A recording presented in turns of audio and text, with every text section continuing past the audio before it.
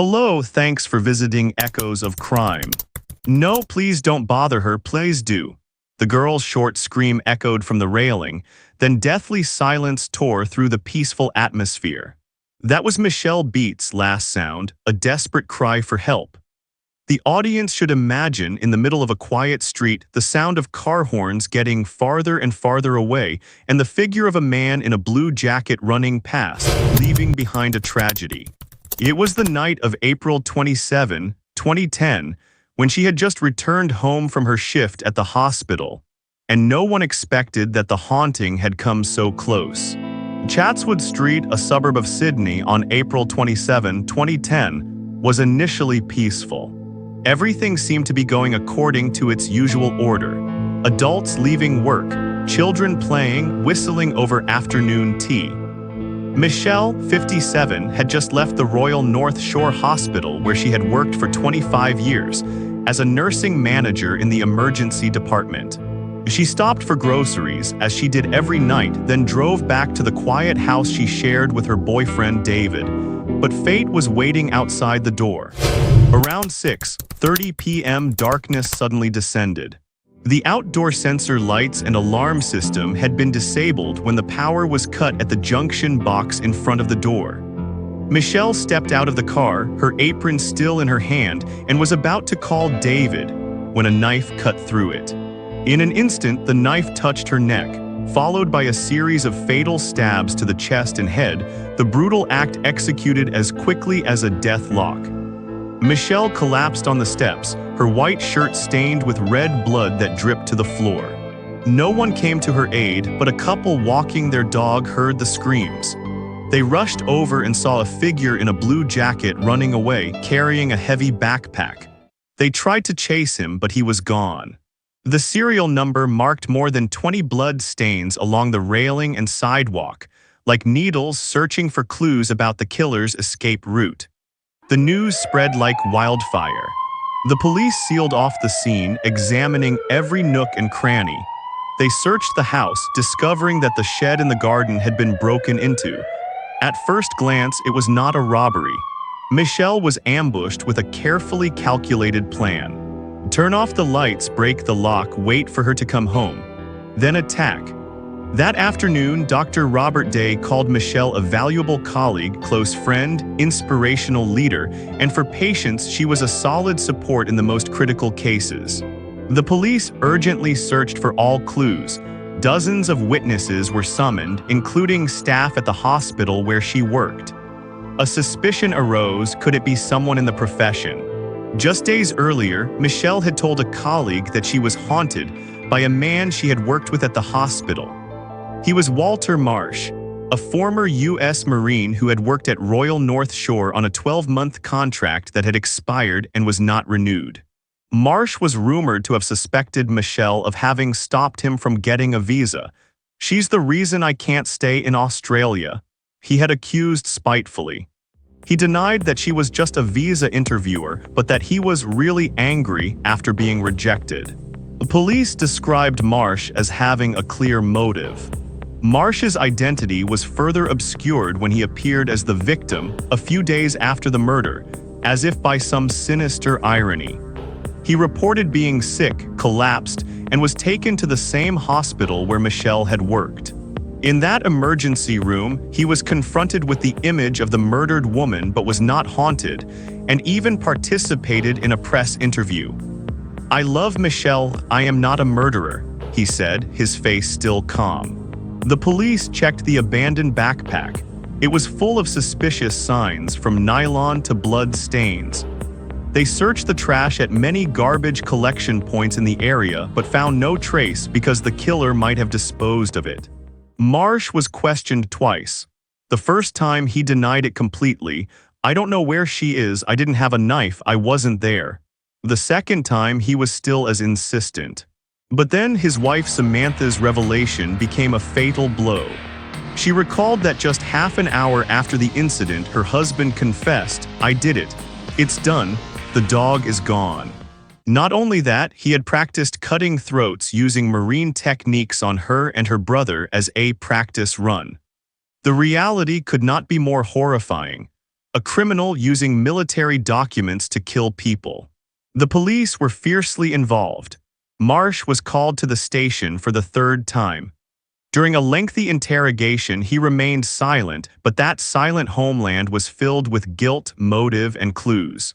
Samantha left home, telling the police that he had asked the organization in Ireland for permission to kill Michelle. That sounded like a crazy story, but it made everyone wonder if everything had been planned.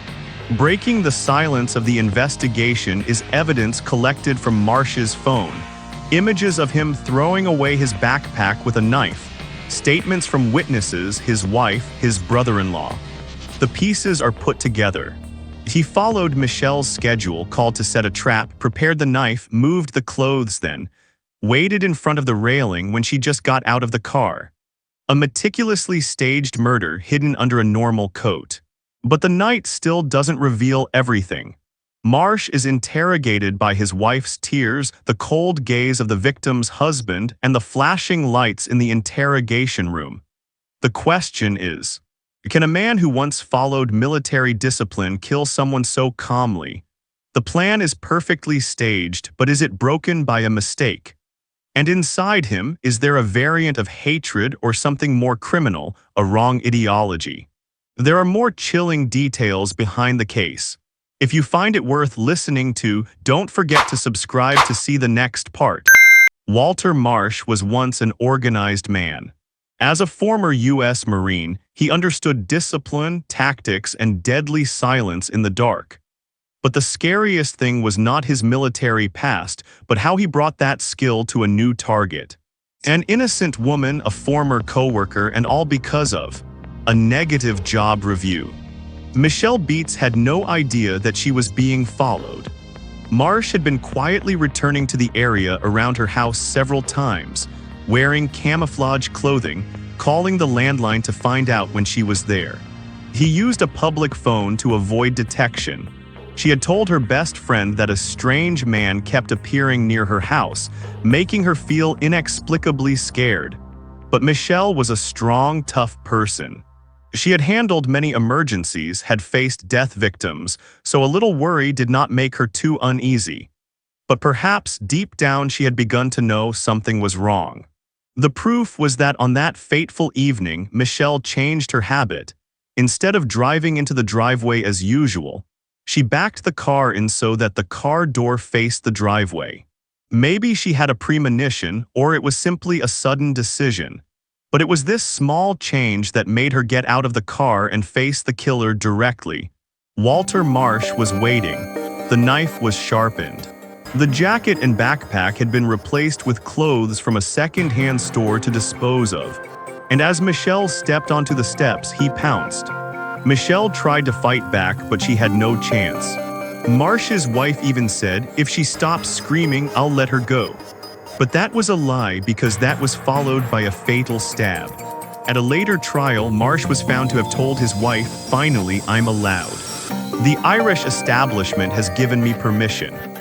This statement immediately raised concerns. Was he paranoid, or was this an excuse for a personal revenge plan? In the military, silent killing techniques were no longer a secret, and he had rehearsed those moves on his own family. But Michelle was not the only target. Prosecutors revealed that before killing her, Marsh had planned to fly to the United States to kill his ex-wife. The reason? A $50,000 child support debt. So Michelle's death was not simply a murder out of anger, but rather part of an extremist mindset, where anyone who interfered with him could become a target. Court records show that Marsh not only followed Michelle, but also drew up a detailed map of the area around her home. He analyzed her living habits, work hours, and blind spots in the security system. He knew when she came home, when the lights turned on, and most of all, when she was most vulnerable. One of the strongest pieces of evidence was CCTV footage of a man throwing a backpack into a trash bin at the Chatswood Shopping Center just minutes after Michelle was killed. Although his face was unclear, his gait, gestures, and timing were completely consistent with Marsh's travel schedule. He also changed his clothes in a public restroom, hiding all traces. The police searched through tons of trash to find his backpack but failed. However, the testimony of Marsh's wife and brother-in-law was enough to turn the situation around. Samantha, who was so afraid of her husband that she did not dare to say a word, decided to confess everything. "He told me that night, 'It's over, she can't hurt me anymore.'" Her brother also confirmed that Marsh's practice of cutting his throat in the apartment was not a joke, but a cruel preparation. When the case came to light, the public was shocked. The big question arose. How could a man who had been a soldier, who had lived in a disciplined environment, kill someone so calculatedly? Did the military turn him into a murderer, or was it his life of failure that pushed him down the cliff? If you want to continue following this case, especially the shocking testimony at the trial, don't forget to subscribe to the channel so you don't miss the next part. When the police arrested Walter Marsh, the atmosphere in the apartment where he shared with his wife and 2 children was frozen. There was no screaming, no struggling, just a middle-aged man in a gray sweater and khakis standing there unsurprised, unconvinced, just silent. But behind that calm was a raging storm, a storm brewing for months with calculation, anger, and chilling determination. Marsh did not talk right away. He remained silent during hours of questioning, asking only to call his lawyer. But his wife Samantha could not keep quiet any longer. She was terrified, not only because her husband was a killer, but also because she and her children were living with a man capable of such brutality. "I thought I knew him," she said in her deposition, "but when he said, 'I'm done with her,' I knew I didn't recognize him anymore." At this point, the investigation moved into a new phase, not who killed Michelle, but how to prove in court that Walter Marsh was behind it all. Although the testimony of his wife and brother-in-law carried weight, the law still needed clear evidence. And that was when the CCTV footage, phone location data, and computer search history began to reveal everything. Marsh had searched Michelle's home address many times. In the browser history, there were phrases like "how to kill without leaving a trace," "how to destroy evidence," and even "will you get arrested if there are no witnesses?" These questions, put in the context of a calculated death, no longer sounded like mere curiosity. They were silent confessions. When the CCTV footage was analyzed more closely, the police discovered that Marsh's characteristic limp was seen on the tape near the crime scene. Although his face was not facing the camera, the time, body shape, and height all matched in every detail. In particular, the hood and heavy coat were identical to the outfit Marsh wore in a photo taken by his wife a few days earlier. The trial took place in April 2011. The Australian media followed closely, because this was not just a murder case but a story about a person who had saved many lives, whose life was taken away right where she should have felt safest. The hallway leading to Michelle's house was recreated in court. Witnesses, from friends and colleagues to military psychologists, were all present. Walter Marsh sat in the courtroom at that time, his eyes cold and expressionless. Not a word of apology, not a single tear. When the prosecutor asked him if he regretted it, he just curled his lips. "If it wasn't me, someone else would have done it. She's the type of person who drives people crazy." That sentence made the whole courtroom silent. At this time, public opinion began to divide. Some people thought that Marsh might have mental illness, post-traumatic stress after the war. The military, of course, left him with lasting emotional wounds. But there is also a line of thought that one cannot use pathology as an excuse for cold-blooded cruelty. If so, could anyone use the past to kill someone? Marsh's defense attorney emphasized this point. "My client no longer has control over his emotions. He has PTSD. He has seen death, blood, and things that ordinary people cannot bear. And then, when he is rejected for work, when he is insulted, all those emotions explode like a bomb." But the prosecutor strongly rebutted. There are many veterans who live in silence, struggling with mental trauma without causing harm to anyone. Walter Marsh is different. He planned, he watched, he practiced, and he acted with the precision of a drill. This is not an impulse. This is coldness. Another shocking detail. After killing Michelle, Marsh went home as if nothing had happened. He ate dinner, played with his children, and went to work the next morning as usual. In the eyes of his neighbors, he was still a polite, quiet, but kind man. But no one knew that just a few hours earlier, he had murdered an innocent woman. The trial lasted for days. Witnesses took the stand, recounting their pain, fear, and sense of irreparable loss. Michelle's parents, their eyes red, said, "We could not imagine that our daughter would go like this. She spent her life saving people, and then she would die at the hands of someone she tried to help." And then the moment of judgment came. The judge stood up, looked straight at the defendant. The air in the courtroom was so quiet that you could hear a gasp. And the sentence was read: life in prison without parole. Walter Marsh would never see the light of day. There would be no more chance of harming anyone again. It seemed like justice had been served. But would the sentence be enough to fill the void in the hearts of Michelle's loved ones? Was Marsh's account of an Irish organization that authorized murder delusional, or a hint of something deeper? When the courtroom doors closed and Walter Marsh was led away in heavy silence, many thought it was the end. But for Michelle Beat's family, it was just the beginning of a life without their beloved daughter. Michelle's parents did not return to the United States immediately after the trial. They stayed in Sydney for several weeks, walking the streets their daughter had walked, standing silently in front of the house where she had lived and where she had taken her last breath. I kept looking at that door, thinking that maybe Michelle would open it and say, "Mom, don't worry," her mother recalled in a tearful interview. That was the most heartbreaking thing. Michelle did not die in a strange place, not in an accident, but right in front of the house that should have been her last safe place. She had no chance to protest, no time to call out to anyone, no one to come to her side to say a final word. And the killer was not a stranger, but someone who had taken the elevator with her, who had waited for her in the office, who had said, "I would love to work with you." That betrayal made everything more haunting than ever. A year after the trial, a documentary called The Final Step was released.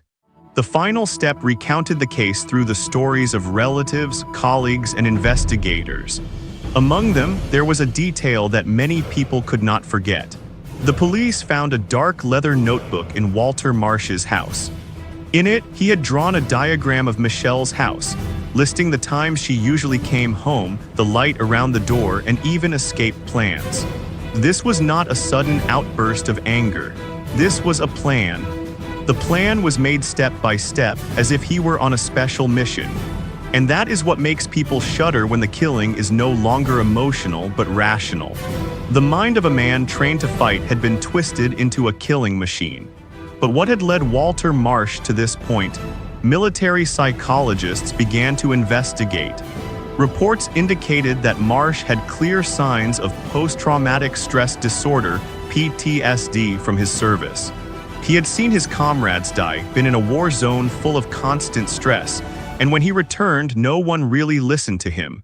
He was denied jobs, judged unfit, and excluded from an environment where he felt he still belonged. Michelle, in his eyes, was more than just a woman who had rejected his application.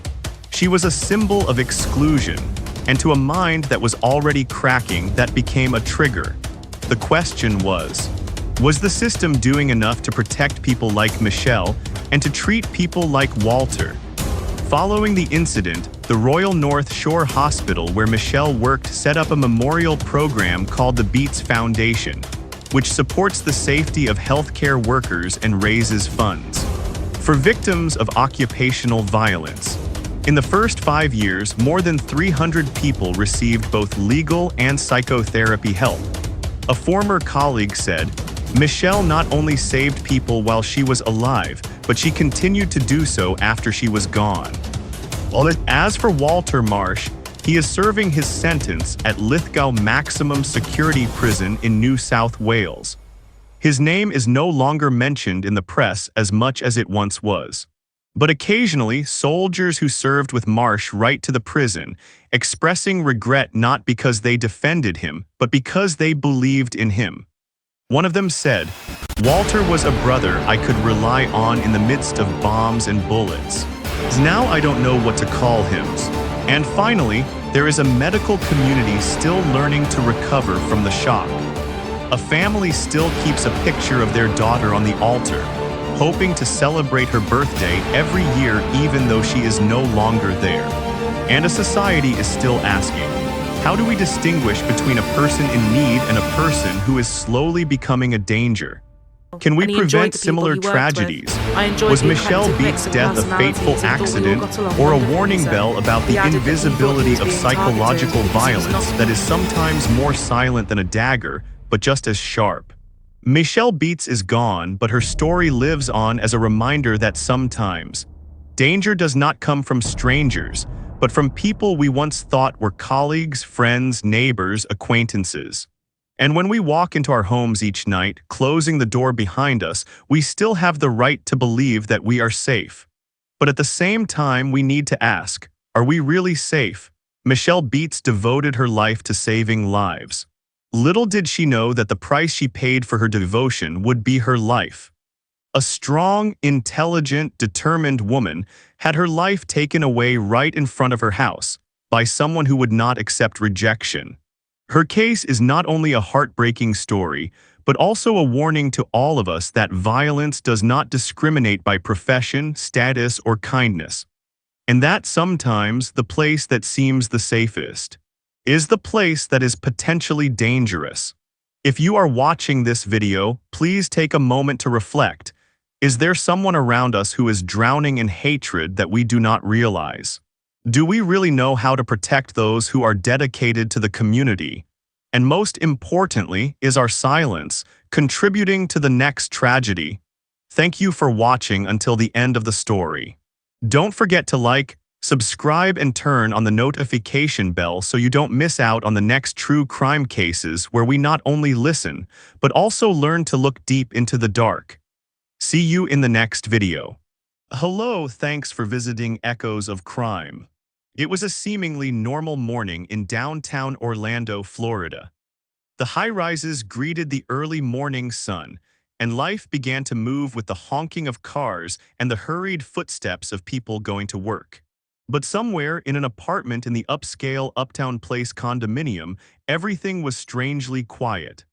The strange thing was, Sasha Samsudian didn't answer any of her friends' texts or calls. For an active girl like Sasha, this was completely unusual.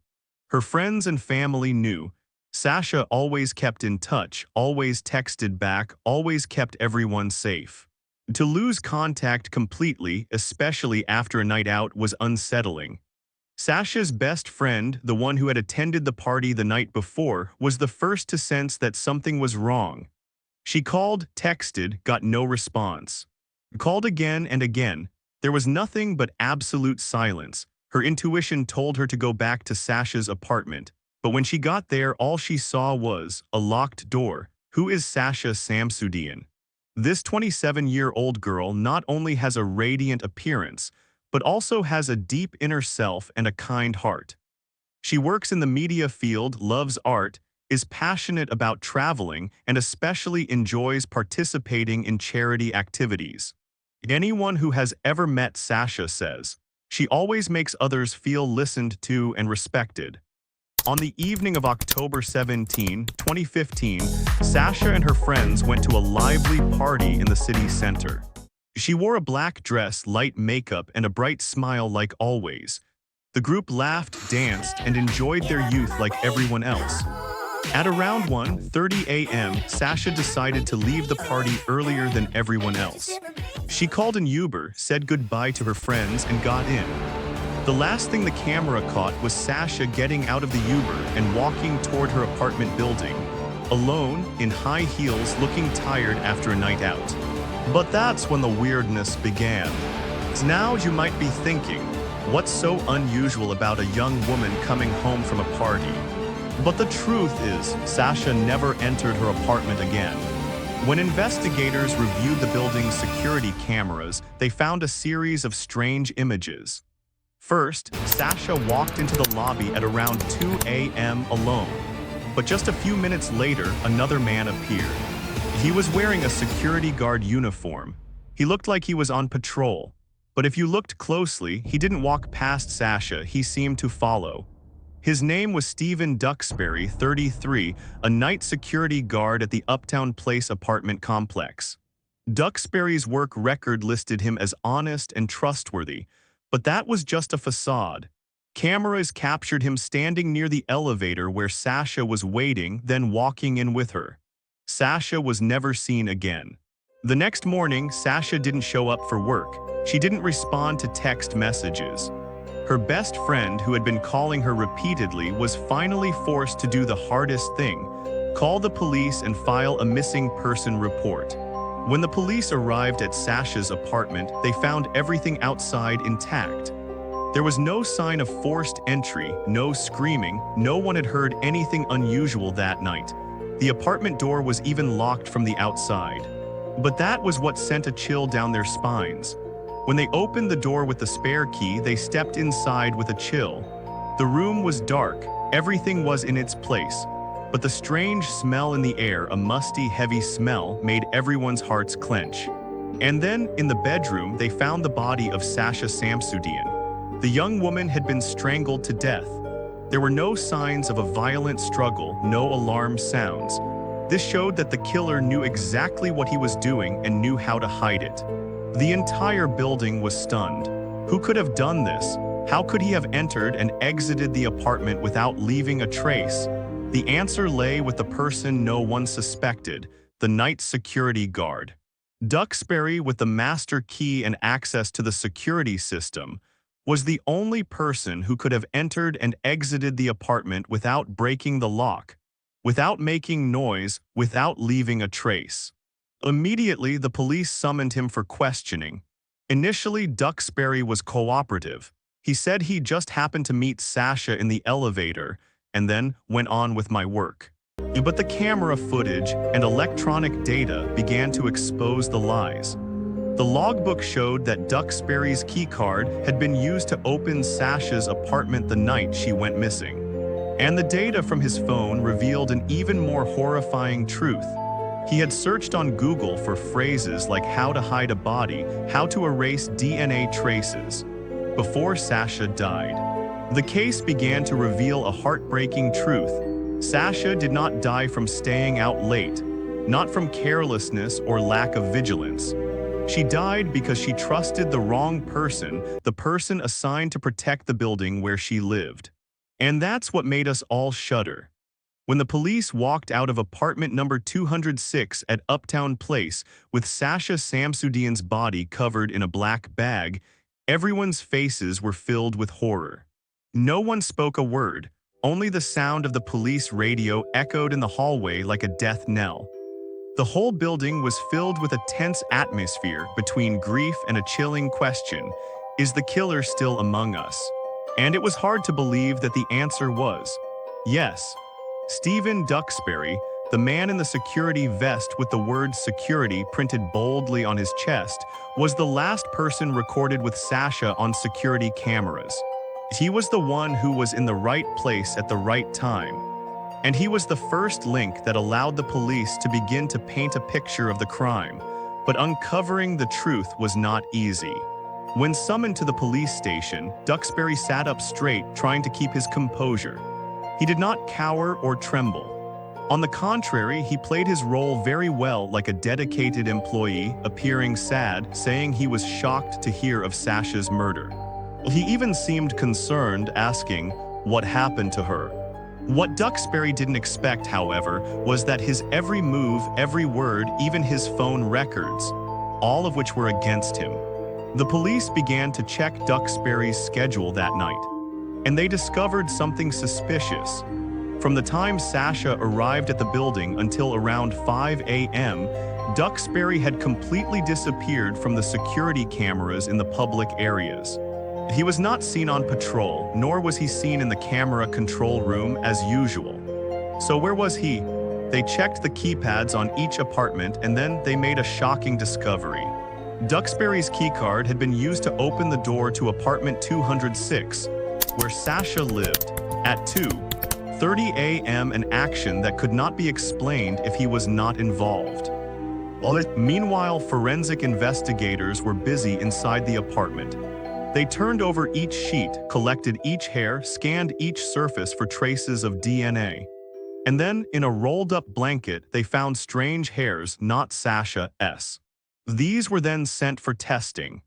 At the same time, investigators requested data from Duxbury's phone. And when they opened it, a series of Google searches left everyone dumbfounded. How to disable security cameras. How to remove DNA traces. If a body is found in an apartment, is it suspicious? Asphyxiation without leaving a trace. These searches all took place just hours before Sasha's body was discovered. There was one detail that Duxbury himself did not expect, and it was what got him caught. It was a rubber glove. While examining the sink in Sasha's apartment, the forensics officer discovered a used glove stuffed under the drain. On it were tiny blood stains and faint fingerprints.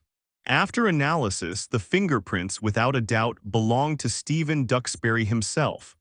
So what happened between the time Sasha entered the elevator with Duxbury and the time she was found dead? Experts have reconstructed the hypothesis from the evidence. When Sasha entered the elevator, she was probably a little tired, slightly drunk after the party.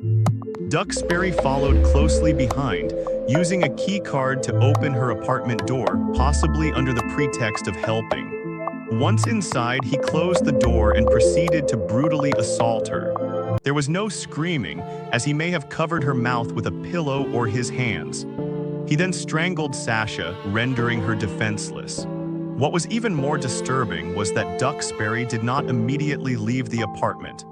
He lingered, cleaning up the scene, removing blood, hiding evidence, and even neatly arranging Sasha's body under a blanket, making it appear as if she were asleep. Police believe he did this to create a distraction, to buy time before someone would notice. As for a motive, when police searched Duxbury's apartment, they found a personal laptop with a series of pornographic images, along with forum posts about sexual violence and controlling women. He had anonymously written haunting notes about the feeling of being in control, and when women can't fight back. Duxbury, who had been trusted to keep the building safe, was actually a sick ghost in the guise of a good man. The day he was arrested, all residents of Uptown Place were asked to leave the building so the police could conduct an emergency search. When handcuffed, Duxbury did not resist, did not say anything, just walked away with his head down, while everyone looked on in horror. The news spread quickly throughout the city. A question that made thousands shudder: who can we trust when the security guard is a predator? At the police station, when confronted with the evidence, Duxbury stubbornly denied his guilt. He repeated, "I didn't do anything, I don't know what happened to her." But in the face of DNA evidence, digital data, and camera footage, all his lies were meaningless. Sasha Samsuddian, a young woman who was just trying to live a good life, have fun, and enjoy her youth, was taken away by someone she never expected. Not a stranger who barged in from somewhere, not a dangerous robber, but the person who had the keys to the building, who knocked on the door under the guise of security. Orlando, Florida. The trial of Stephen Duxbury began on a hot summer morning. The entire city seemed to hold its breath, watching every step of the former security guard, now accused of first-degree murder. Hundreds of eyes were focused on the courtroom, where a question would be answered after months of waiting. Can justice prevail over darkness? Sasha's family sat in the front row, their eyes red from lack of sleep and tears. Her mother, Mercedes, clutched a photo of her daughter in her hand, a picture of Sasha smiling brightly in a white dress on her birthday. No one could have imagined that, just a few weeks later, that smile would be nothing more than a memory. On the other side, Stephen Duxbury, the man accused of Sasha's murder, sat silently, his eyes empty, without remorse, without fear. He wore a light gray shirt, his head bowed, occasionally glancing around as if seeking sympathy. But who would sympathize? The trial began, and it didn't take long for the prosecutor to set the whole story straight. He took to the stand, pointing to a photo of the crime scene projected onto a large screen, an image of the blanket covering Sasha's body. This was no accident, this was no mistake. This was a deliberate, planned, and carefully concealed murder, he said, his voice steely. Then one piece of evidence came along, Duxbury's fingerprints on the rubber gloves. His DNA on the sheets and in the bathroom. Phone records showed he was searching for ways to erase DNA and destroy cameras. And finally, keycard extraction showed that he was the one who opened Sasha's apartment door at 2:30 a.m. without any good reasons. The first person called to testify was a forensic expert. She stood in court and presented her conclusion after weeks of analysis. We found traces that showed the victim was strangled with her bare hands.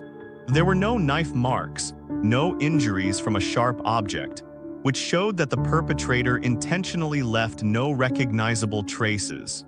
Then she bowed her head, her voice choking. We determined that Sasha died of asphyxiation. She fought back but could not escape.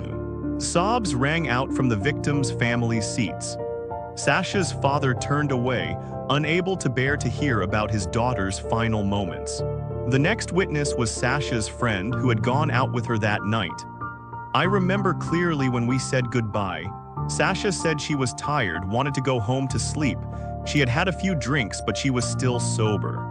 I can't believe that just a few hours later she choked up. A second later, she looked straight at Duxbury and said, almost screaming, "You're a monster. She didn't deserve to die like that." The entire courtroom was silent, save for the sound of shuffling papers and heavy breathing. The defense, as usual, tried to create doubt. They said there were no eyewitnesses who saw Duxbury kill Sasha, that the fingerprints could have been accidental, that the DNA could have been transferred through objects in the building, since Duxbury was often on patrol, sometimes taking out trash or helping residents. They tried to create a reasonable doubt gap, a way to make it impossible for the jury to convict with certainty. But it was all talk. Another fatal blow from the prosecution: security cameras. Although Duxbury had managed to disable some of the cameras in the hallway, there was still a small camera near the second-floor elevator, where no one would notice. And it was that camera that captured Duxbury walking out of apartment 206 around 5 a.m., carrying a dark canvas bag and a pair of gloves tucked into his pants pocket. Undeniably. As the trial entered its third day, the lead investigator, Detective Allen, was called in. He was the one who had personally questioned Duxbury shortly after the crime was discovered. When I asked him if he had ever been in Sasha's apartment, he said, "No way." But the keycard data proved otherwise, the detective recalled. When I showed him the evidence, he started sweating, looked down, and didn't say anything. That's when I knew he was the culprit. At the end of the fourth day, the prosecutor asked the last person to stand, Sasha's mother. She took the stand, trembling, her voice weak but firm. "I gave birth to a good girl, a loving person who would never hurt anyone. She had dreams of becoming an interior designer, of being independent, of living a decent life. And then a monster took it all away overnight." Then she looked straight at Duxbury and said through gritted teeth, "I will never forgive you, never."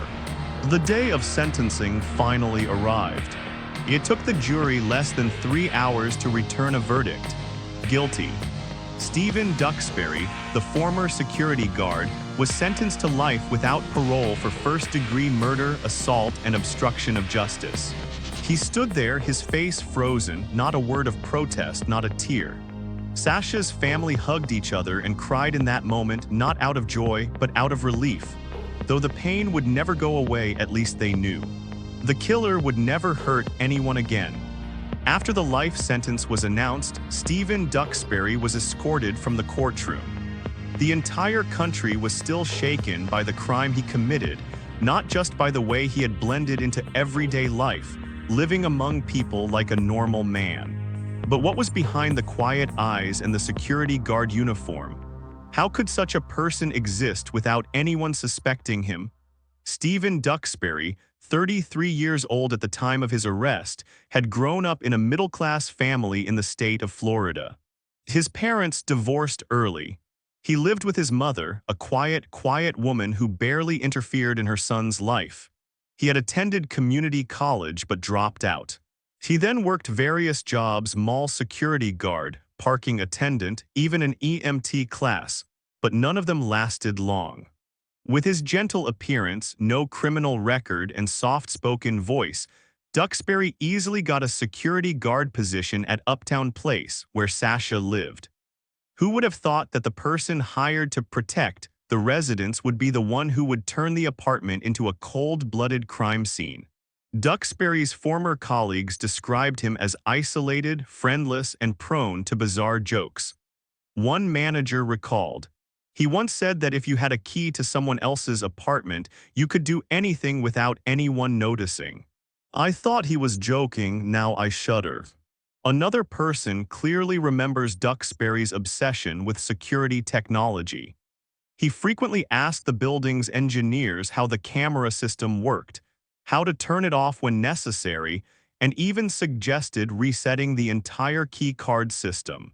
At the time, no one found it alarming. Not now. After his arrest, Duxbury's phone and computer were seized, and what was found inside shocked even seasoned police. He had hundreds of searches related to how to strangle someone without leaving a trace, remove DNA from a body, how long does it take for a body to decompose.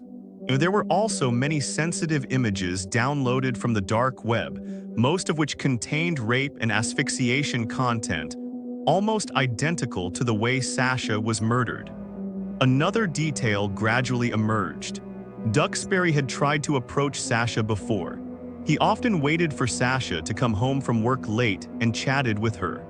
Once, Sasha told her friend that there was a security guard who kept staring at her and asking weird questions. But at the time, she thought he was just a lonely, harmless person. She didn't know that he had been watching her for a long time.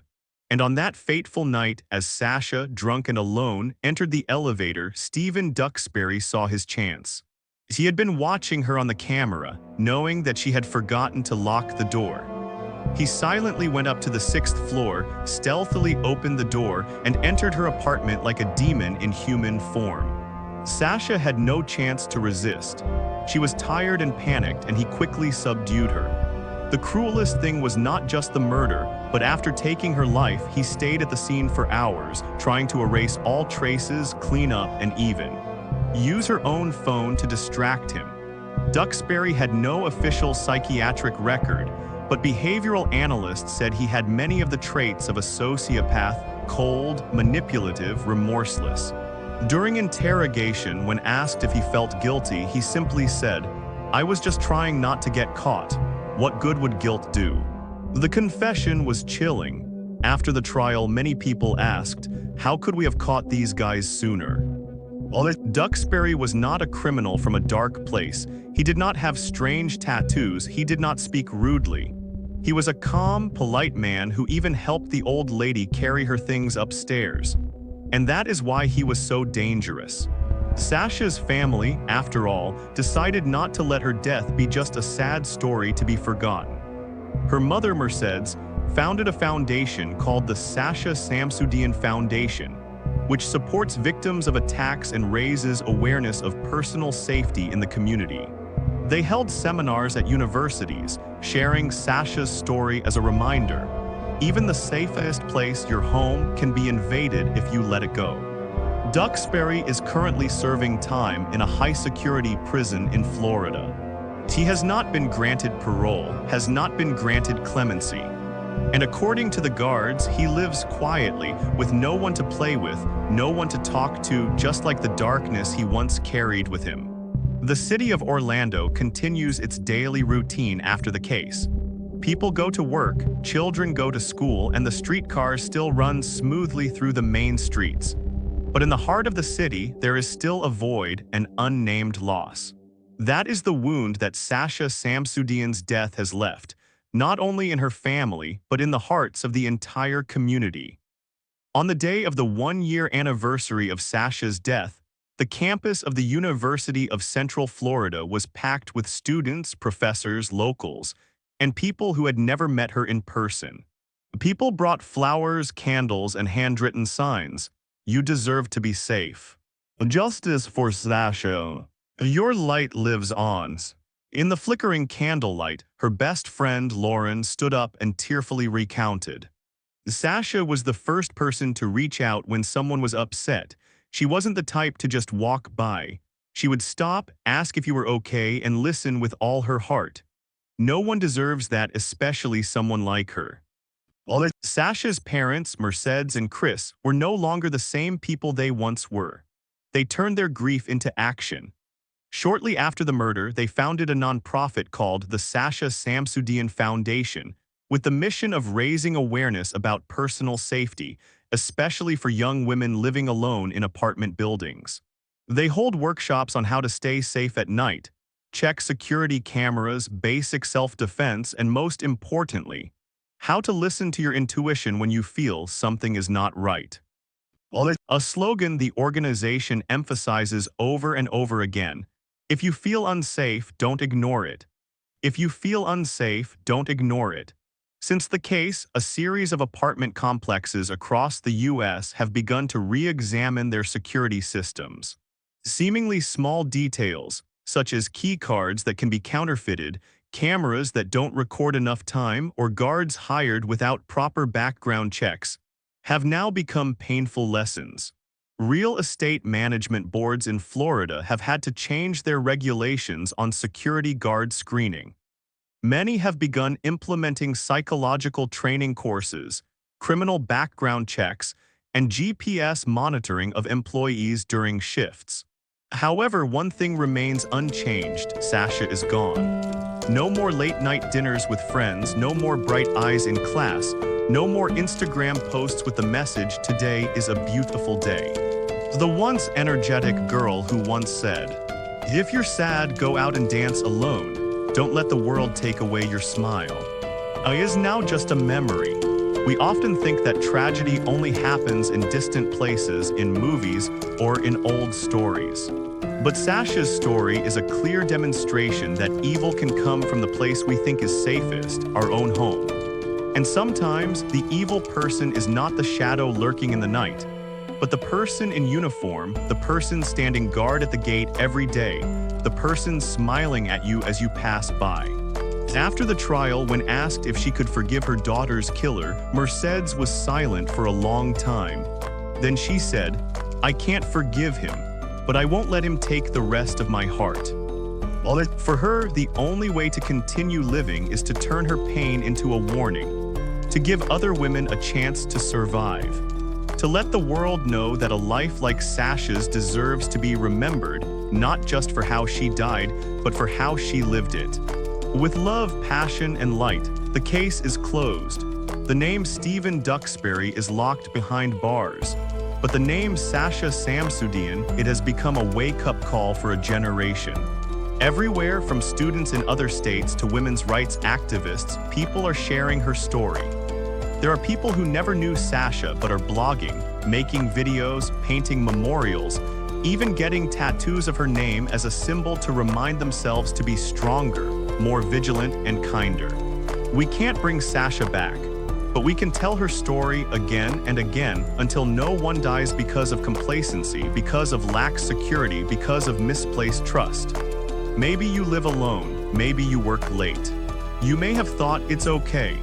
But Sasha's story is a wake-up call that sometimes "it's okay" is the most dangerous lie of all, a case that shook America, a death that awakened an entire community, and a young soul gone whose light never dimmed. If you're listening to this story, stop for a moment and remember Sasha. Remember people like her and ask yourself, what can we do today so that tomorrow no one else has to cry like that?